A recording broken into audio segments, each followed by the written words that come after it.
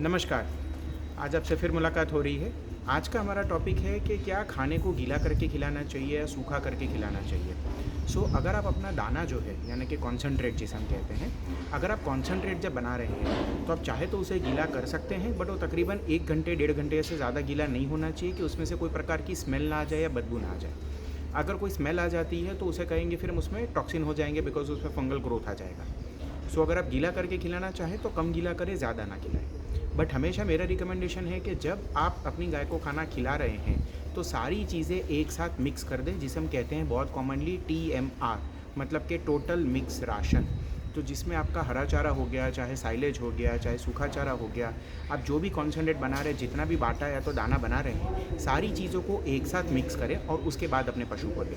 जब आप ये सारी चीज़ें एक साथ मिक्स कर रहे हैं तो आपका जो खाना है उसका एक लड्डू फॉर्मेशन होना चाहिए। तो जब आपका खाना प्रॉपर लड्डू बन रहा है तभी गाय को देना चाहिए। तो अगर जब आपने तीनों चीज़ मिक्स कर ली, जैसे आपके पॉसिबल है आपके डाइट में 30 किलो साइलेज है, 2 किलो सूखा चारा है और 6 से 7 किलो बाटा है, जब आप ये सारी चीज़ें एक साथ इकट्ठा करके मिक्स कर लेते हैं, फिर आप उसका एक लड्डू बना के चेक करें। अगर वो लड्डू ढंग का बन जाता है तो उसका मतलब है बहुत सही आपके उस डाइट में आपकी पानी का कंटेंट सही है और आपकी गाय ज़्यादा खाना खा पाएगी। डाइट में पानी की इंपॉर्टेंस क्या है अगर आप समझे तो दूध में 87% 87% केवल और केवल पानी होता है और आपके जो सॉलिड्स है वो 13% होते हैं। 13% में आपका फैट भी आ गया, SNF भी आ गया। ये कई बार 13 भी हो सकता है, 14 भी हो सकता है, बट मेजर जो आपके पूरे दूध में इंग्रेडिएंट है वो है पानी। तो आपको कोशिश ये करना चाहिए कि आपकी गाय ज़्यादा से ज़्यादा पानी पिए। जितना ज़्यादा वाटर इंटेक आपकी गाय का बढ़ेगा उतना ही आपका मिल्क प्रोडक्शन में इम्पैक्ट आएगा। पानी हमारे पास इंटेक देने के रास्ते एक तो होते हैं, हम सीधा पानी गाय को दे देते हैं वाटर ट्रफ से। उसमें कई लोग बोलते हैं आप इसमें कैल्शियम का पाउडर डाल दीजिए तो गाय को कैल्शियम मिलेगा, बट उसमें एक और कंडीशन होती है कि जब आप कैल्शियम या LSP का पाउडर डालते हैं तो सारा पाउडर नीचे सेटल हो जाता है आपके वाटर ट्रफ में, ना कि गाय को कंटिन्यूसली मिल रहा है। तो उससे बेहतर होगा कि आप अपनी डाइट में कैलकुलेट करें कैल्शियम और वही कैल्शियम अपनी डाइट में ऐड कर दें, सो दैट आप जो चाहते हैं आपकी गाय को पूरा कैल्शियम मिल जाए। ये आपको करना ज़रूरी है। तो एक हो गया, पानी साफ़ सुथरा होना चाहिए। अगर पानी में कोई भी प्रकार की खुशबू आ रही है, स्मेल आ रही है या तो पानी गंदा लग रहा है तो गाय वैसा पानी कम पिएगी।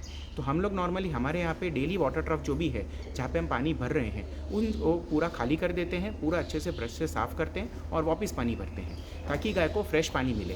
फ्रेश पानी जितना मिलेगा उतना ही ज़्यादा उसका वाटर इंटेक बढ़ेगा।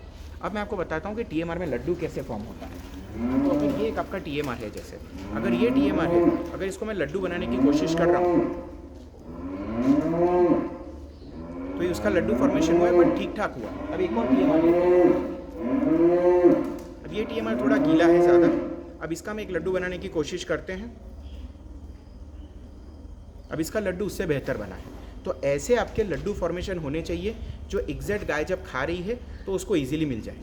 लड्डू फॉर्मेशन का मेन टारगेट अपना ये होता है कि गाय जब खा रही है तो उसके पास हाथ है नहीं कि अपनी तरह से रोटी तोड़ के मुंह में निवाला खाएगी।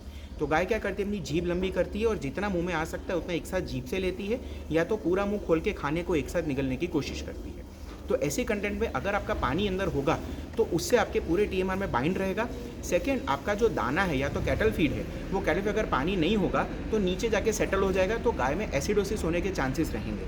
तो कई बार हम कहते हैं एसिडोसिस हुआ है गलत राशन फॉर्मुलेशन की वजह से, बट ये कई बार होता है राशन की डिलीवरी कैसे होती है उसके ऊपर भी। अगर आपने बिना पानी के TMR बना के डाल दिया है तो सारा दाना नीचे सेटल हो जाएगा और साइलेज का पार्ट ऊपर हो जाएगा। तो गाय अपने मुंह से साइलेज हटाकर केवल दाना दाना खा सकती है, जिसकी वजह से एसिडोसिस ट्रिगर हो सकता है। तो अगर आपको इससे बचना है तो इट इज़ ऑलवेज एडवाइस कि आप TMR में थोड़ा पानी डालें और एक लड्डू फॉर्मेशन करें। तो कितना पानी डालना है ये आपको लड्डू से ही चेक करना होगा। और जब ये लड्डू पूरा बना है तो जो दाने के पार्टिकल थे जो चिपक जाएंगे साइलेज के ऊपर या तो सूखे चारे के ऊपर। तो गाय जब एक निवाला खाना खा रही है तो उसमें साइलेज भी आ जाएगा, सूखा चारा भी आ जाएगा, अगर आप हरा दे रहे तो हरा भी आ जाएगा और सारा कैटल फीड भी आ जाएगा। तो इससे TMR पूरा बैलेंस रहेगा। दूसरा होता है कि जब आप TMR बना रहे हैं तो उसमें फॉरेज टू कॉन्सेंट्रेट, मतलब कि आपका हरा या तो साइलेज और सूखा चारा, इसे हम कहते हैं फॉरेज। और दूसरा होता है बाटा, दाना। इसका रेशियो अगर आप 60 या 40 रखते हैं, मतलब कि अगर आप 10 किलो खिलाना चाहते हैं तो उसमें से 6 किलो होना चाहिए साइलेज या तो सूखा चारा, सबका कॉम्बिनेशन, और 4 किलो हो गया आपका कैटल फीड। तो इसे कहते हैं 60-40 का रेशियो। जब आप 60-40 का रेशियो बैलेंस करेंगे तो आपके गाय के अंदर जो रूमेन है उस रूमेन की पीएच में ज़्यादा चेंजेस नहीं आएंगे और रूमेन की पीएच एसिडोसिस की ओर आपका एनिमल नहीं जाएगा। आपके डाइट हमेशा बैलेंस करें। आपकी डाइट में स्टार्च टोटल 25% से हमेशा कम रखें, उसके ऊपर ना जाए, अदरवाइज आपको डाइट में एसिडोसिस मिलेगा because of the diet. Acidosis हुआ है तो आपका सबसे सिंपल तरीका है सोडियम बाइकार्बोनेट, जो हम कहते हैं खाने का सोडा। तो सोडा जब आप डाइट में डाल देते हैं तो उससे एसिडोसिस कम होने के स्कोप होते हैं। कितना सोडा डालना चाहिए तो आपको चेक करना पड़ेगा। कई बार 50 ग्राम से भी काम हो जाता है, कई बार 300 ग्राम से भी होता है। तो ये आपको अपनी डाइट में बैठ के देखना पड़ेगा और आपके न्यूट्रिशनिस्ट की सलाह ले सकते हैं। साथ ही साथ अगर आपकी गाय को एसिडोसिस हो जाता है तो आप ओरली सोडा बाइक आप दे सकते हैं, टेम्पररी इलाज है। बेहतर इलाज के लिए अपने वेटनरी डॉक्टर से संपर्क करें तो आपकी गाय का प्रॉपर इलाज कर सकेंगे। और कुछ अगर आपको जानना है तो हमें कमेंट्स में ज़रूर बताएं कैसा रहा। Thank you.